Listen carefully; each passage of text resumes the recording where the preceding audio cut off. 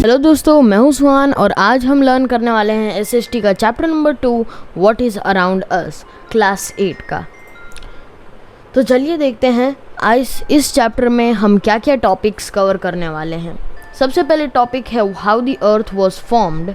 फिर हम लर्न करने वाले हैं 4 स्फीयर्स जो है लिथोस्फीयर, हाइड्रोस्फीयर, एटमॉस्फेयर और बायोस्फीयर। और फिर हम लर्न करने वाले हैं effect on spheres by human beings. तो चलिए शुरू करते हैं। How the earth was formed. Generally it is believed that part of sun which has been detached from the sun after a collision is earth. मतलब believe किया जाता है कि अर्थ सन का भी एक पार्ट है जो एक कोलिजन के बाद सन से दूर हो गया है, मतलब डिटैच हो गया है, निकल गया है। और उसके स्टार्टिंग टाइम में वो एक फायर बॉल, आग का गोला था, आग का गोला जैसा। फिर वो आग का गोला धीरे धीरे ठंडा होता गया, बहुत सारे अलग अलग आने लगे एलिमेंट्स अर्थ के, लिक्विड और सॉलिड फॉर्म में। तो अब हम लर्न करेंगे 4 स्फीयर्स के बारे में। तो सारे एलिमेंट ट्रांसफॉर्म हुए, कुछ लिक्विड में हुए, कुछ सॉलिड में हुए। तो जो एलिमेंट सॉलिड में बने उनका नाम दिया गया लिथोस्फीयर। जो एलिमेंट्स लिक्विड के बने उनका नाम दिया गया हाइड्रोस्फीयर। कुछ एलिमेंट्स गैसेस बन गए गैसियस फॉर्म में, वो उनको कहा जाता है एटमॉस्फेयर। और जहाँ पे हमारी लिविंग वर्ल्ड, जहाँ सब लोग रहते हैं, सारा माइक्रो ऑर्गेनिजम्स और एनिमल्स और सब कुछ जहाँ रहता है, जो डेवलप हुआ है पानी, हवा और ज़मीन की वजह से, उसको नाम दिया था बायोस्फीयर। तो ये थे 4 स्फीयर। अब हम लर्न करने वाले हैं लिथोस्फीयर के बारे में। Lithosphere, the sphere on which we live is known as the lithosphere. Lithosphere जिस पे हम रहते हैं। लिथो का मतलब होता है पत्थर, रॉक, और स्फीयर का मतलब होता है लेयर। अपर लेयर जो अर्थ का है वो बना हुआ है सॉइल और सॉलिड मटेरियल से। 29% अर्थ का लिथोस्फीयर है। लिथोस्फीयर का लेयर 64 से 100 किलोमीटर तक का है। माउंटेन्स, प्लेटोज, प्लेन्स और वैलीज, ये सारे पार्ट हैं लिथोस्फीयर के ये सारे ज़मीन पे होते हैं। और लिथोस्फीयर के बिना हम घर नहीं बना सकते, पानी नहीं पी सकते, फूड नहीं उगा सकते, एग्रीकल्चर नहीं कर सकते और ज़िंदा भी नहीं रह सकते। रहने के लिए हमें लिथोस्फीयर चाहिए। अब हम सीखने वाले हैं हाइड्रोस्फीयर, पानी। हाइड्रोस्फीयर है सारा लिक्विड अर्थ का। वो इंक्लूड करता है सारे ओशन, सीज, तालाब, पॉन्ड, रिवर, स्ट्रीम, झरने, सब कुछ।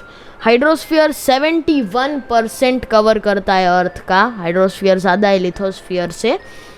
मेन 4 ओशन अर्थ के हैं, Pacific ocean, Atlantic ocean, Indian ocean और आर्कटिक ओशन। ओशंस 97% हाइड्रोस्फीयर हैं और 1/3 बाकी के 3% का आइस कैप्स और ग्लेशियर्स में है।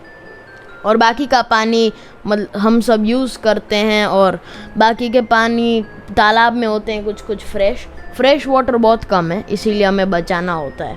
वैल्यूएबल केमिकल और मिनरल, सॉल्ट और फिश, सब कुछ हाइड्रोस्फीयर से मिलता है सीज में। ओशंस को वाटरवेज से भी यूज़ कर सकते हैं, तो इसके बहुत यूजेस हैं। अब हम जा रहे हैं एटमॉस्फेयर में। स्फीयर जो अर्थ को चारों बाजू से हमें सराउंड करता है उसको कहते हैं एटमॉस्फेयर। 1600 किलोमीटर ऊपर तक जाता है, ये सराउंड करता है हमें एटमॉस्फेयर।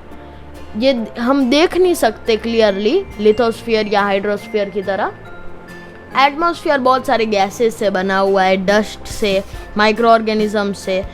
उसका कोई कलर नहीं है, उसकी कोई मतलब स्मेल नहीं है, और वो ट्रांसपेरेंट है, मतलब देख नहीं सकते। 78% नाइट्रोजन है उसमें और 21% ऑक्सीजन है और 1% दूसरी गैसेस हैं। हम आवाज़ सुन सकते हैं सिर्फ और सिर्फ एटमॉस्फेयर की वजह से, तभी रेडियो और दूरदर्शन वो सब काम करते हैं। ओजोन गैस जो एटमॉस्फेयर में है वो हमें बचाती है harmful ultraviolet rays of the sun की हार्मफुल रेज से हमें ये गैस बचाती है। अब हम लर्न करने वाले हैं लास्ट स्फीयर जो है biosphere, the part of lithosphere, hydrosphere और एटमोस्फीयर जहाँ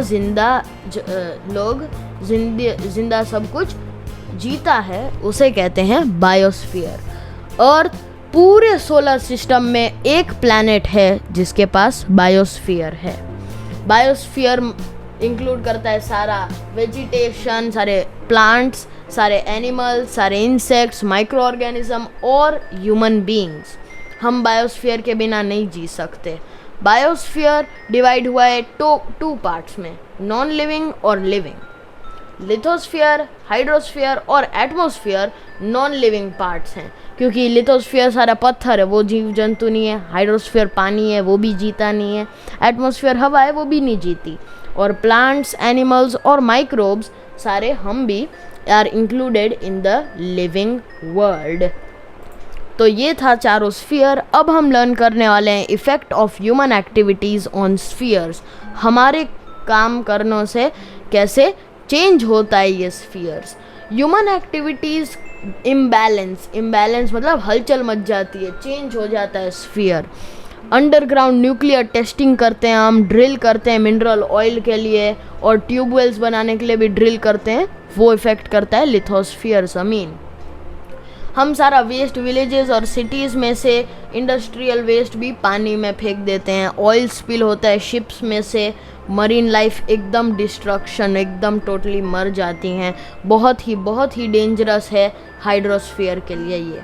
हार्मफुल गैस निकलते हैं इंडस्ट्रीज से, वर्कशॉप से, पावर स्टेशन और व्हीकल्स, वो एटमॉस्फेयर को ख़राब करती हैं और इस तरह से ह्यूमंस हर स्फीयर को अफेक्ट करते हैं। तो दोस्तों अब हम चैप्टर के एंड में आ गए हैं। अब बाकी है सेफ क्वेश्चन और आंसर्स। आप ये ट्राई कर सकते हैं खुद करने की, या फिर आंसर्स पूछ सकते हैं और मैं आपको दे दूंगा फ्रीली कमेंट से। और तो सब ये रहे 4 क्वेश्चंस हैं इस चैप्टर के।